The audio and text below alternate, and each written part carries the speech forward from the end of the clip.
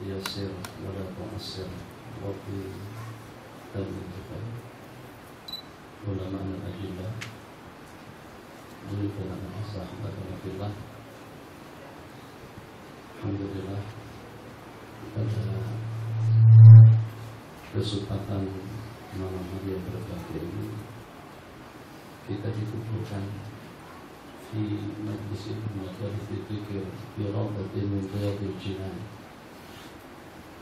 Tidak ada ungkapan kata-kata anwar pendahuluan yang patut untuk saya ucapkan kepada para hadirin daripada ucapan tahniah syabas yang pada saat yang kita dapat berkumpul dengan para ulama, dengan para habaib dan dengan para ahli khair.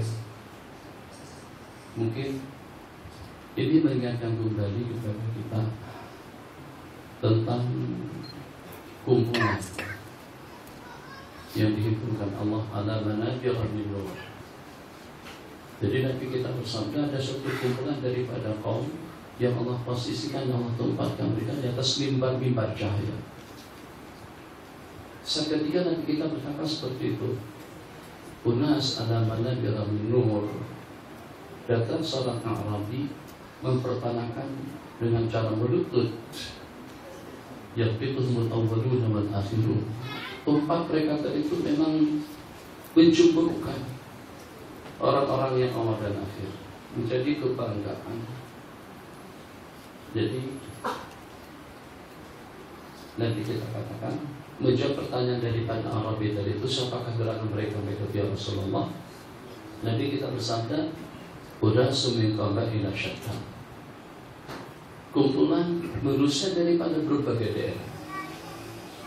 Ya tadzakaruna kitab Allah atau yazkuruna Allah jalla wa ala. Manusia yang berdatangan daripada sana sini, yang berkumpul daripada sana sini untuk mengingat Allah jalla wa ala. Jadi kalau kita pastikan daripada hadis yang diriwayatkan tadi, yang pada suatu ketika nanti kita mungkin saja tergolong dalam kumpulan yang diletakkan di atas mimbar-mimbar cahaya nanti pada hari kiamat, kalau terpenuhi 3 syarat. Syarat yang pertama, yang dengan mereka itu berkumpul. Alhamdulillah kita sudah berkumpul dari pagi, daripada Spang, dari barusan daripada Nilai, dari Bandung, dari Yaman, Bromo. Di rasa-rasanya kita tidak daripada daerah yang sama. Kita mencapai ila syatta.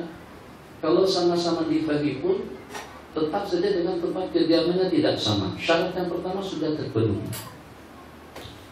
Syarat yang kedua, istimewa. Daripada berbagai kumpulan yang berkumpul, daripada berbagai daerah, daripada berbagai kampung yang berkumpul. Jadi ulama kata ila syatta.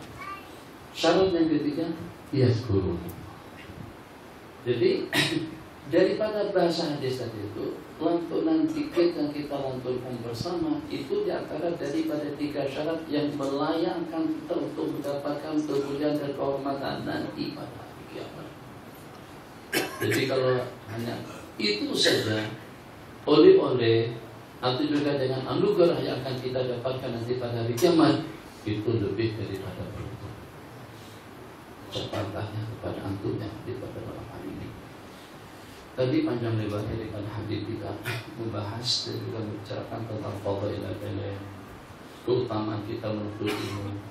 Babul minal ilmi la ta'lamuhu ahabbu ilaina min 100 raka'ah, wa babul minal ilmi mu'allimu ahabbu ilaina min 1000 raka'ah. Satu bidang ilmu yang kita pelajari itu lebih berarti daripada 100 rakaat. Satu bidang ilmu yang kita ajarkan itu lebih berarti daripada 1000 rakaat. Masya Allah, tabarakallah. Manminkum, yang siapa antara daripada kita yang mampu untuk sembahyang sampai 1000 rakaat pada tiap malam? Allahu Akbar. Bismillahirrahmanirrahim. Alhamdulillahirabbil alamin. Ar-Rahmanir Rahim, Maliki Yaumiddin, dan seterusnya. Waladhdallin. Bismillahirrahmanirrahim. Ya, walaupun ayatnya atau dengan surahnya tidak lebih daripada amma yatasaalun sampai kepada penghujung surah. Itu pun sudah ramai yang mengantuk, sudah ramai yang berdehem, sudah ramai yang terangguk-angguk kepalanya. Kalau tak baca boleh buktikan. Bayang saja, mi'atai raka'ah saja Imam Ahmad kan yusalli salasami'ata raka'ah pada tiap hari. Ternyata untuk mendapatkan kemuliaannya seperti itu, sesaat kita di majlis ilmu, kita sudah mendapatkan pahala ganjaran yang Allah berikan kepada orang yang melaksanakan 100 rakaat sunnahnya. Masya Allah, tabarakallah. Suatu hal ini saya kongsikan. Coba, bijaksananya bagi Nabi dalam memberikan jawaban kepada umat yang padaku salah seorang daripada sahabat baginda yang senantiasa hikmah, yang senantiasa selalu bersama baginda Rasulullah SAW, sahabat Nabi kita bernama Tauban. Tauban mendapatkan satu tawaran istimewa yang tidak pernah Nabi kita tawarkan kepada sahabat-sahabat Nabi kita lainnya. Qala salmi atau salim. Tauban, Masya Allah, tabarakallah. Ini satu peluang keemasan pada saat Nabi kita bersabda, tanya, minta apa saja dengan aku. Dan tawaran seperti itu sudah dapat dibuktikan oleh beberapa orang sahabat. Bahkan kadang-kadang kalau pada saat tidak didoakan secara khusus pun sesuatu mendapatkan imbasan daripada barakat doa daripada baginda. Nabi kita bersabda, Allahumma barik di ummati bi bukurihim. Itu doa untuk umat semuanya. Ada sahabat Nabi kita beramal, segala aktivitas, segala kegiatan itu dilaksanakan di pagi hari. Urusan niaga, urusan bisnis, urusan perdagangan di waktu pagi. Jadi dikatakan semakin bertambah, semakin banyak harta kekayaan daripada sahabat yang berkenan karena berkat daripada doa baginda Nabi. Terbukti di antaranya dengan Sayyidina Anas bin Malik radhiyallahu ta'ala anhu, Nabi kita doakan beliau dengan 3 perkara. Allahumma akthir balahu wa atir umrahu wa akthir auladahu wa adkhilhu jannah, atau kama qala Rasulullah sallallahu alaihi wasallam. Terbukti jadi kata Sayyidina Anas bin Malik, dengan berkat doa baginda Nabi tadi itu aku adalah merupakan orang yang terbanyak hartanya, kebunku berbuah 2 kali dalam setahun, yang banyak anak cucunya yang aku kuburkan dengan tanganku saja, itu tidak kurang daripada dalam 100 orang. Kemudian dengan aku Allah panjangkan umur, panjang umur sampai aku merasa bosan dengan kehidupan. Wa arjullaha, dan aku memohon kepada Allah agar Allah kabulkan permintaan yang keempat, wa adkhilhul jannah. Nah, dengan Sayyidina Tauban tadi itu mendapatkan tawaran yang seperti itu, minta apa saja dengan aku. Apakah agar mendapatkan jabatan dan kedudukan? Apakah agar nanti menang dalam pilihan raya? Apakah nanti akan menjadi yang berhormat? Apakah akan memiliki kekayaan yang tidak ada tandingannya? Satu saja permintaan yang cukup bijaksana daripada beliau. Masya Allah, tabarakallah. Jadi kata Sayyidina Tauban, as'alu murafaqataka fil jannah. Yang saya mohon agar aku dengan baginda nanti di dalam surga. Itu dia ma'iyatu sallallahu alaihi wasallam. Uridu murafaqataka fil jannah. Saya mau agar aku bersama baginda Nabi nanti di dalam surga. Itu lebih daripada pangkat, lebih daripada duit, lebih daripada jabatan, lebih daripada politik, lebih daripada segala-galanya. Yang kalau pada saat dengan kita boleh bersama sang kekasih kita yang kita idolakan di dunia, di mana saja kita berada, kapan saja dan di mana saja, dan dalam aktiviti kegiatan yang seperti apa saja, itu tidak akan luput kita daripada baginda. Pakaian kita pada waktu kita berpakaian, makanan kita di waktu kita makan, duduk kita di waktu kita duduk, ibadah kita di waktu kita beribadah, pergaulan kita di waktu kita bergaul, aktiviti, kegiatannya seperti apapun bentuknya, itu tidak akan luput daripada pedoman dan bimbingan Sayyidina Rasulullah SAW. Cuma dengan kita tidak tergugah, agar dengan kita bersama beliau nanti pada hari kiamat, yang pada tiap waktu kita langsungkan wa asyhadu anna Muhammadar Rasulullah.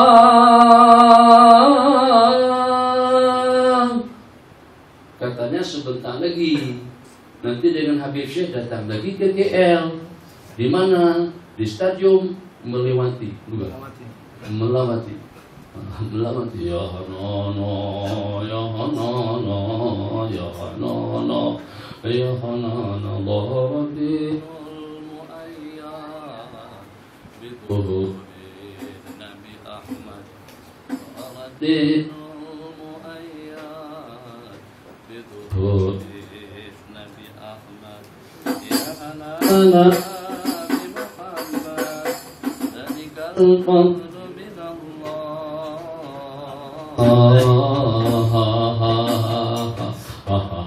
Allah. Oh, masya Allah, tabarakallah. Tuh, lihat dengan insan yang kita idolakan, ternyata rahmatuhu, syafaqatuhu li ummatihi sallallahu alaihi wasallam.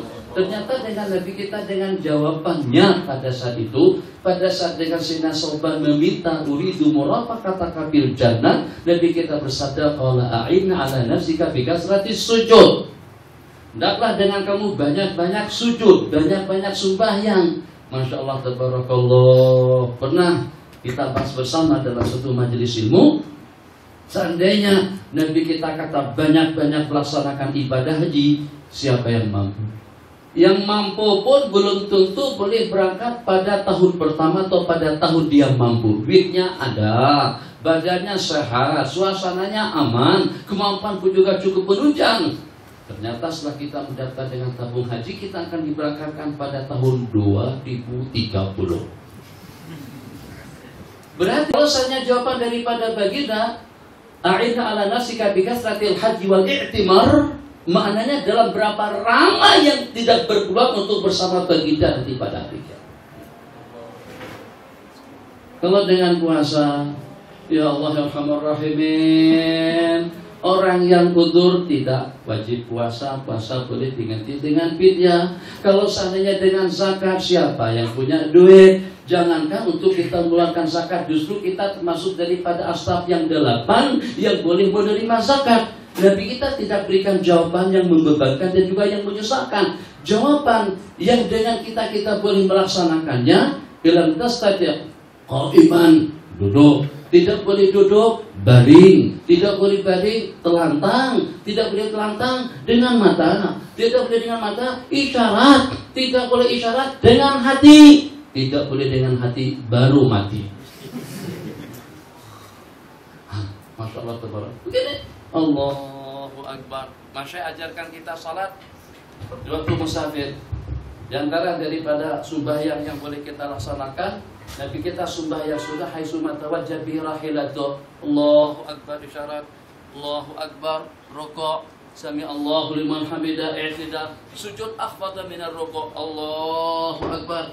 Waktu kita naik motor boleh, waktu kita naik kereta boleh, di waktu kita di atas kereta api iya, dalam bus iya, pesawat pun juga iya. Tapi agak-agak boleh tak dengan kita boleh melaksanakan haji dan umrah pada tiap waktu? Tidak. Boleh tak dengan kita menunaikan zakat pada tiap waktu kalau pada saat kita tidak mampu? Tidak. Boleh tak dengan kita berpuasa pada malam hari? Tidak. Tapi kalau dengan sembahyang tidak terikat dengan waktu dan tempat. Kapan-kapan saja dengan kita boleh sembahyang. Masya Allah, tabarakallah. Tapi ternyata yang walaupun semudah itu untuk sampai 100 rakaat tiap malam, lenguhlah aku. Di USD 20 rakaat di sini terangkat di Ramadan. Baru 4 kali salam. Assalamualaikum warahmatullahi, assalamualaikum warahmatullahi. Bacaan imam lawasan. Rakaat pertama, Alhamdulillahi Rabbil Alamin, Ar-Rahmanir Rahim, Maliki Yaumiddin, Iyyaka na'budu wa iyyaka nasta'in. Rakaat yang pertama bacaannya Syekh Abdul Aziz bin Saleh, Imam Masjid An-Nabawi yang sudah meninggal, almarhum. Rakaat kedua bacaan Imam Masjidil Haram, Syekh Abdullah bin Zubair. Allahu Akbar. Alhamdulillahi Rabbil Alamin, Ar-Rahmanir Rahim, Maliki Yaumiddin, Iyyaka na'budu wa iyyaka nasta'in. Itu dah meninggal juga. Rakaat ketiga, Masya Allah, Musyari Rasyid. Alhamdulillahirabbil alamin, Ar-Rahmanir-Rahim. Itu pun masih mengantuk. Ayo. 20 rakaat setakat 4 kali salam saja daripada 10 masjid wilayah persekutuan. Malam pertama saya sembahyang di situ, insya Allah tidak kurang daripada dalam 5 ribuan jamaah yang sembahyang, tidak kurang daripada dalam 50 shaf. Setelah 4 salam yang pertama, yang tersisa tidak lebih daripada dalam 4 shaf saja. Mana yang selebihnya? Dan balidah.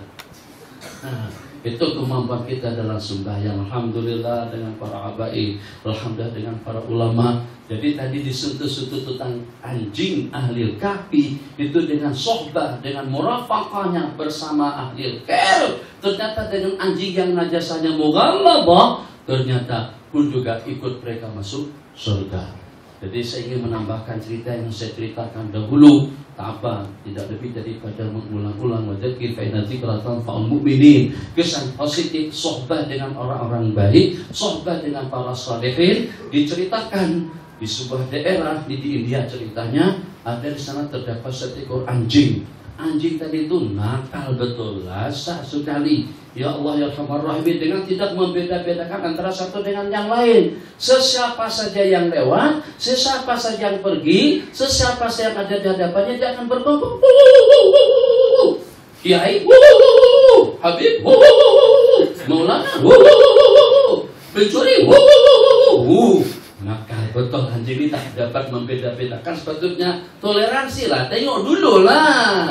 Ini ada sorban, ada tasbih lagi, senyap lah. Nah, tak kisah ada sorban, tak ada sorban, tetap saja dia berkongkong seperti itu. Masya Allah, tabarakallah, anjing tadi itu nakal sungguh. Disamaratakan antara soleh dengan toleh, antara yang baik dengan yang buruk. Ya Allah ya Arhamar Rahimin, ini anjing tidak berpendidikan agama dan tidak pernah mengaji. Masya Allah tabarakallah, salah seorang daripada ibadillah shalihin yang bolak-balik bolak-balik daripada rumah ke masjid, yang pada subuh hari itu setelah selesai sembahyang jamaahnya dengan wiritannya, dengan zikir dan munajatnya, Masya Allah tabarakallah, tolong zikri palaman la ilaha illallah, la ilaha illallah. Setelah habis zikir dan juga setelah selesai melaksanakan 2 rakaat sunat isya, begitu keluar daripada pintu gerbang masjid, tatapan pandangan mata pertama guru tadi itu kepada anjing yang nakal tadi. Tatapan pandangan mata pertama daripada kiai tersebut kepada anjing yang nakal, dengan tatapan pandangan mata kiai tadi itu, Masya Allah tabarakallah, akhlak, perangai, perilaku anjing itu berubah total. Jadi baik anjingnya, tidak lagi assalamualaikum. Tapi Allah, tak lagi kacau orang, tak lagi ganggu orang, tidak lagi buat yang tidak keru-keruan.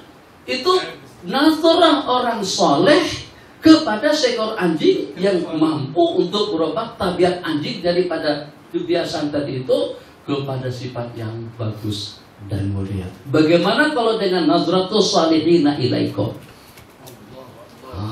Itu sekedar perbandingannya. Jadi patut dan wajar. Oke, dengan kita ukur kemampuan kita masing-masing. Kemampuan yang seperti apa? Ngaji. Mana ada kita mengaji seperti orang-orang dahulu? Kalau kita ngaji pun ngaji paling ustaz saja, habis saja bawa kitab. Kebanyakan daripada kita tak bawa kitab. Kenapa? Karena kita punya otak Imam Syafi'i. Imam Syafi'i jarang-jarang bawa kitab. Sebelum datang ke Madinah, Imam Syafi'i sudah hafal kitab Muwatta. Umur 10 tahun sudah hafal kitab Muwatta. Umur 8 tahun sudah hafal Al-Quranul Karim. Sampai Imam Malik heran, bagaimana itu anak tidak mencatat dan juga tidak menulis. Atau dengan kita memiliki kecerdasan dan daya ingatan Imam Bukhari selama tidak kurang daripada sekian hari, bolak-balik, mundar-mandir. Jadi kata teman Imam Bukhari yang menulis, yang mencatat, awak dibuang-buang waktu saja, bolak-balik ke majlis ilmu, bolak-balik ke majlis zikir, tapi tidak punya catatan, tidak ada pen, tak ada kertas, tak ada yang dicatat, tak ada yang dicatat. Sia-sialah kamu kalau macam tuh. Sehari bahasa sana diomongin seperti itu, apa diomongin bahasa sini? Diucapkan yang semacam itu tak kisah. 2 hari tak masalah, 3 kali tak problem, tapi kalau berkali-kali bosan juga. Jadi kata Imam Bukhari rahimahullahu ta'ala kepada si yang mencatat tadi itu, anta sudah dalam berapa hadis yang anta tulis? Sudah dalam berapa hadis yang anda catat? Buka, hitung, tidak kurang daripada sitata asyara alfa. Tidak kurang daripada 16.000 buah hadis Rasulullah sallallahu alaihi wasallam yang tertulis, yang tercatat. Jadi kata Imam Bukhari, buka halaman muka surat yang pertama. Dengar dan pastikan.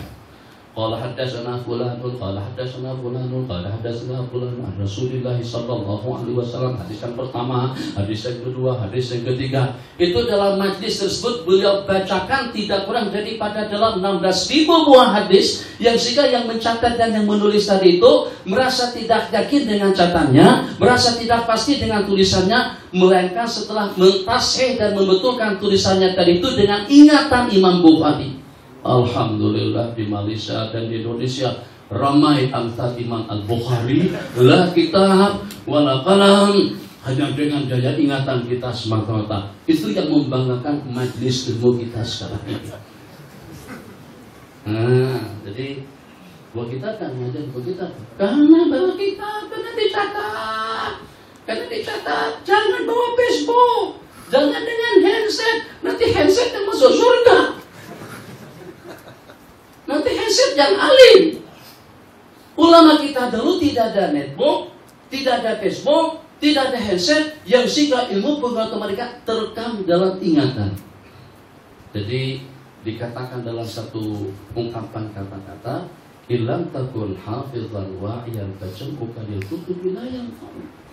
Kalau kamu bukan orang yang hafiz, orang yang paham, yang mengerti, maka menghimpunkan kitab-kitab itu tidak ada manfaatnya. Atahduru fi majlis ilmin bijahlin wa ilmuka fil kutubi mustaudahu. Apakah kamu hadir ke majlis ilmu dengan kejahilanmu, sedangkan dengan ilmu-ilmu Anda sedang tersimpan di dalam kitab? Mana ada? Buka dulu, baca Allah. Jadi pada waktu kita anak besar, buka dulu iPad-nya, ya Allah. Mana nih, tab nih. Ya, la ilaha illallah. Kelewatan dah. Balik sekali. Dulu tak ada semacam itu. Jadi kita sudah tahu kemampuan kita dalam bidang ilmu seperti apa. Satu, kemampuan kita dalam bidang ibadah seperti apa. Siapa di antara daripada kita yang bertasbih sebelum tidur sampai kepada 11 atau 12 ribu kali sebagaimana Sayyiduna Abu Hurairah 12.000 kali tasbih sebelum tidur. Ada riwayat mengatakan, aku bertasbih sejumlah bilangan dosa-dosa kesalahanku. Kita baru saja nak baca ayat kursi, atau yang paling pendek, Bismikallahumma ahya. Belum lagi dengan amudnya. Ahya wa amud, pendek saja. Apalagi dengan subhanallah. Belum cukup 3 kali. Sudah tertidur. Itu zikir. Muraqabahnya kita ketinggalan, dan juga dengan keikhlasannya kita ketinggalan daripada berbagai aspek. Jadi bagaimana kita akan bisa atau boleh bersama mereka nanti pada hari kiamat. Nabi kita berikan tawaran istimewa dalam sebuah hadis yang Nabi kita riwayatkan, man ahabba qauman hasyarahullahu fi sumratihim. Barang siapa bersama kaum, maka Allah bangkit bersama mereka nanti pada hari kiamat. Riwayat yang lain, almar'u ma'a man ahab. Seseorang itu bersama sang kekasih yang dicintainya. Karena itulah tadi targiban daripada Habib tadi itu, perlunya kita hadir ke majlis ilmu. Sebab yang akan bersama kita bukan hanya para ulama, justru al-malaikatul kiram, al-malaikatul laqatu ajir hana li talibil ilmi ridha bima yasna. Itu yang kita idam-idamkan. Tidak apa-apa, tidak masalah. Sejauh apapun perjalanan yang akan kita tempuh untuk menuju akhirat itu lebih jauh. Kalau kita inginkan kemudahan untuk kita menuju jalan surga, maka senantiasa dan selalulah dengan kita hadir di majlis ilmu. Nabi kita bersabda dalam sebuah hadis, man salaka tariqan yaltamisu fihi ilman sahhalallahu bihi tariqan ila jannah. kama qala Rasulullah sallallahu alaihi wasallam. Kalau dikasih waktu berapa lama?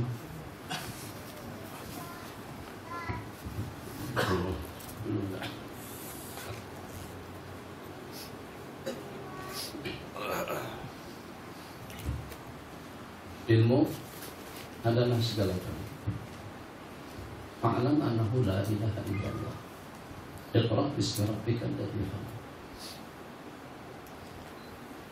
Tapi dalam waktu yang sama, dengan kemuliaan ilmu, fadilat ilmu, keistimewaan orang yang berilmu, juga dalam waktu yang sama ancaman pertama, bahkan termasuk daripada 3 kumpulan yang pertama yang akan dijilat oleh api neraka, itu adalah alimun lam yanfa'ullahu bi'ilmihi. Terus apa ancaman? Orang alim yang tidak mengamalkan ilmu pengetahuan. Tahu tapi tidak diamalkan, tidak ada arti. Apa kelebihan kita daripada sebelumnya? Di masjid misalnya lain dengan dunia. Ubud dia di dalam masjid. Di majlis ilmu SMS. Ilmu yang mana yang bermanfaat? Bila kita saling hormat menghormati, bila dengan kita saling ra'i mera'ikan, yang kalau pada itu kita sedang berada di rumah Allah Jalla wa'ala. Tuh Nabi kita bersabda, dalam tastahi fasna masyita. Kalau kamu sudah tidak ada rasa segan dan malu, lakukan apa saja. Sehingga sampai pada waktu kita di rumah Allah pun kita masih sibuk dengan SMS-an, kita masih sibuk dengan Facebook, kita masih sibuk dengan dunia luar. Kita tidak tahu kita sedang bersama siapa pada saat itu. Kita bersama al-malaikatul kiram. Kita tidak raikan. Kenapa? Sebab hanya setakat ilmunya saja, tapi mana amalan? Ilmu kalau tidak diamalkan akan menjadi madarrah. Ilmu yang akan membimbing, ilmu yang akan mengindahkan, ilmu yang akan membuat suasana jadi bening, nyaman, tenang, bahagia, cantik dan indah dengan ilmu. Maka ulama mengatakan dengan ancaman daripada baginda Nabi tadi itu, karena dengan ilmu kita boleh mendapatkan surga, dengan ilmu kita mendapatkan rahmah, dengan ilmu dosa kesal kita akan terampunkan, dengan ilmu kita akan bersama para nabi-nabi dan rasul, dengan ilmu di dunia kita akan bersama para malaikat. Maka tidak sepatutnya kalau dengan al-gharadu minal ilm, tujuan daripada ilmu itu adalah keduniaan. Kenapa? Karena terlampau sedikit habuan yang kita inginkan. Dengan perantaraan ilmu kita boleh mendapatkan kebahagiaan yang abadi di sisi Allah Subhanahu wa ta'ala. Saya dimaklumkan oleh Habib, majelis kita ini bermula dengan tafsir, kemudian dengan kitab Al-Azkar, kemudian dengan kitab Muqaddimah Al-Hadramiyah, kemudian dengan kitab tentang cerita para aulia salihin. Masya Allah, tabarakallah, berkibar. Dan juga dengan Ratib Al-Habib Abdullah Ibn Al-Haddad. Jadi bagaimana dengan kita akan mendapatkan imbasan yang baik daripada para ulama dan juga daripada majlis zikir yang kita adakan bersama. Maka yang terpenting daripada segala-galanya, kita siapkan sarana, kita siapkan pangkalan di dalam hati kita masing-masing. Sebab kalau dengan pangkalannya sudah tersedia, kalau dengan lapangannya atau dengan airportnya sudah terbantah luas, bersih dan kemas, tentu akan memudahkan pesawat untuk mendarat di situ. Apa saja yang mau mendarat? 777, Boeing 747, Boeing 737, atau juga dengan Boeing 767, Airbus 330, Airbus 320, Airbus 380, semuanya boleh mendarat. Hikam, Mada, Puyubat, nafas juga akan boleh mendarat di dalam hati kita. Kalau pada sedangkan hati kita sebagai pangkalan yang memang sudah siap untuk menerima segala puyubat daripada Allah Jalla wa'ala. Jangan sampai ada sifat hasud, jangan sampai ada sifat dengki, jangan sampai ada sifat ego, jangan sampai ada sifat angkuh, jangan sampai ada sifat sombong, jangan sampai ada sifat yang tidak ada rasa sopan dan segan. Itu diantara daripada mawani' aqabat yang akan menghalang ilmu bertapak di dalam dada seseorang. Jadi bukan hanya dengan ilmu, iblis alim, iblis abid, tapi jadi apa ibadahnya? Jadi apa ilmu pengetahuannya? Ternyata dilaknat dan dikutuk oleh Allah Jalla wa'ala. Kenapa? Karena tidak patuh, karena tidak taat. Jadi sebelum dengan kita mengharapkan kepada orang ramai, rafi'an, sajidan, dzakiran, musabbihan, muhallila, maka terlebih dahulu kita tundukkan hati mereka kepada Allah. Kalau pada saat hati kita sudah sujud, insya Allah anggota tubuh kita pun juga akan sujud. Jadi kita tidak mau sekarang kita dengan yang paling berharga. Habib katakan tidak ada yang lebih afdal daripada talabul ilm, lebih afdal daripada ibadah, lebih afdal daripada zikir. Bahkan sebagaimana dengan perumpamaan yang disebutkan di dalam hadis tadi itu, atau juga dengan satu cerita dikatakan pada saat beberapa orang daripada talabatul ilm duduk bersama Imam Malik rahimahullah ta'ala dalam majlis zikir, juga dalam majlis ilmu. Begitu akan selesai dikumandangkan la ilaha illallah, maka murid Imam Malik tadi itu langsung berdiri, atau murid Imam Syafi'i tadi itu langsung berdiri untuk melaksanakan sembahyang qabliyah. Jadi ditegur oleh Imam Malik, tidaklah ilmu yang Anda tinggalkan, tidaklah dengan sembahyang yang Anda laksanakan itu lebih afdal daripada ilmu yang kamu tinggal. Tapi kata ulama, talabul ilm lebih afdal daripada rawatib al-ibadah, itu dengan syarat kalau niatnya tulus ikhlas karena Allah. Jadi pada saat Habib dan juga dengan ahli jamaah memberikan peluang kepada kita sekali dalam seminggu, dan kita berkumpul daripada qaba'ilah syatta untuk kita bersama di sini dengan majlis zikir dan juga bersama para al-malaikatul kiram, maka kita tidak mau kalau habuan kita hanya setakat kita berkumpul, habuan kita hanya setakat kita mendengar, tapi kita inginkan di antara daripada yang kita dambakan dan kita harapkan daripada Allah Jalla wa'ala pada saat nanti masing-masing akan memakai seleparnya yang sudah disusun dan rapi di situ. Pada waktu kita keluar meninggalkan majlis, mendengar tidak mendengar, tapi justru penyaksian daripada Allah kepada para malaikat. Allah berfirman, ya malaikat syahadu anni qad ghafartu lahum, wahai para malaikat-malaikatku, saksikanlah aku telah memberikan keampunan kepada mereka.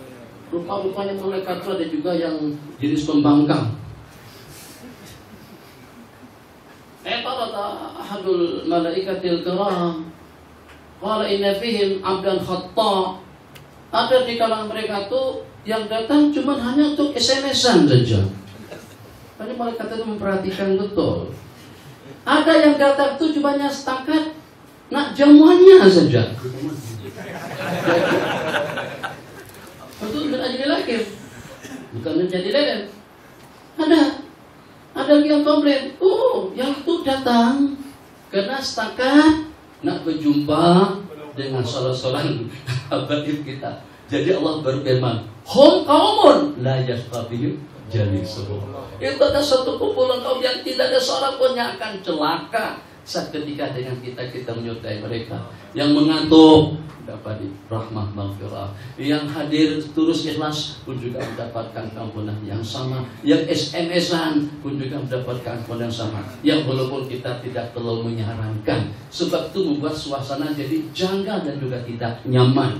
Kalau pada saat ada dengan kegiatan yang beda dengan kegiatan yang sedang kita laksanakan, akhlak daripada baginda Nabi karena maaf.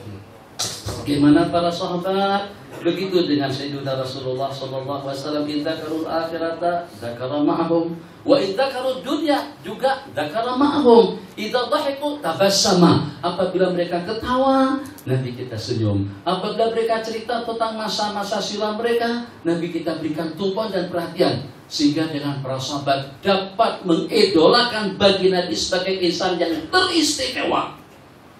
Itu yang tidak kita miliki. Kita tidak wujudkan suasana dan keadaan seperti itu. Yang kadang-kadang para habaib kita bersyarat, kita sibuk dengan Facebook. Yang pada saat habib kita bersyarat, kita sibuk dengan urusan SMS. Itu sudah menggores hati dan perasaan seseorang. Jaga yang semacam itu di majlis zikir. Amankan dan jauhkan benda-benda jaga seperti itu di majlis ilmu. Kita berikan tumpuan secara sepenuhnya. Haknya kita, haknya kawan-kawan, haknya semuanya, haknya malaikat. sebagaimana yang disebutkan di dalam hadis, masing-masing ada hukum. Jadi dengan kita saling hormat menghormati, maka yu'minu billahi wal yawmil akhir falyukrim dhaifahu. Dengan duyur kita, masya Allah tabarakallah, ada duyur bersama kita, haknya tetamu kita hargai dan juga kita muliakan. Jangan sampai dengan kita dengan aktivitas yang janggal yang menunjukkan kita tidak hormat dengan mereka, yang sehingga dengan kita mahrum terelak daripada kebaikan majlis yang berlangsung. Itu diantara daripada benda perkara yang mustahab saat ketika dengan kita duduk di majlis ilmu itu juga di majlis zikir, agar dengan para malaikat mendoakan kepada kita, Allahumma gfir lahu, Allahumma arhamhu. Seperti itu doa daripada mereka selepas kita melaksanakan salat berjamaah. Nabi kita bersabda, malam yuhdis. Dengar, malam yuhdis, selama dia tidak berhadas, selama dia tidak buang angin gosok. Lama mana kita begitu dengan orang yang beris-esan dari itu? Kias aulawi, kias jali. Dia mengganggu majlis, sebenarnya hanya membatalkan dirinya daripada wudu. Yang seperti itu saja sudah terelak daripada doa para malaikat. Bagaimana kalau pada saat kita di majlis ilmu, kita tafsir sedang dibacakan, kitab Sahih Bukhari sedang dibaca, Imam Ahmad saat ketika sakit duduk menyundar kena keletihan, dianaukan amarin. Padahal itu dikunjungi oleh salah seorang alim, tetap saja karena memang tidak boleh dipaksa-paksakan, tetap saja dalam keadaan kesehatan yang tidak menunjang. Jadi rupa-rupanya tuh guru yang datang tadi itu menanyakan sesuatu. Di antara daripada pertanyaan yang ditanyakan menyebut nama salah seorang daripada ulama. Imam Ahmad langsung duduk tegak, sopan, santun dan rapi. Maka dengan teman beliau jadi heran, rasa pelik sungguh. Kan sakit, udur, keadaan mustawiyah, duduk tegak. Jadi kata Imam Ahmad, la yang tidak selayaknya dengan kita menyebut nama orang saleh, sedangkan kita sedang berbaring atau dengan sikap keadaan yang tidak sopan. Jadi apa keras sedikit, tapi kita dapat oleh-oleh daripada majlis yang tiap minggu. Tiap minggu majlis yang kita adakan di sini, balik yang walaupun kita hanya setakat menggunakan daya ingatan kita saja, tapi kita inginkan keberkatan daripada majlis dan ingin mendapatkan anugerah dan keampunan daripada Allah Jalla wa Ala pada tiap kali kita berkumpul. Hadza wabillahi taufiq wa sallallahu ala sayyidina Muhammad wa ala alihi wa sahbihi wasallam.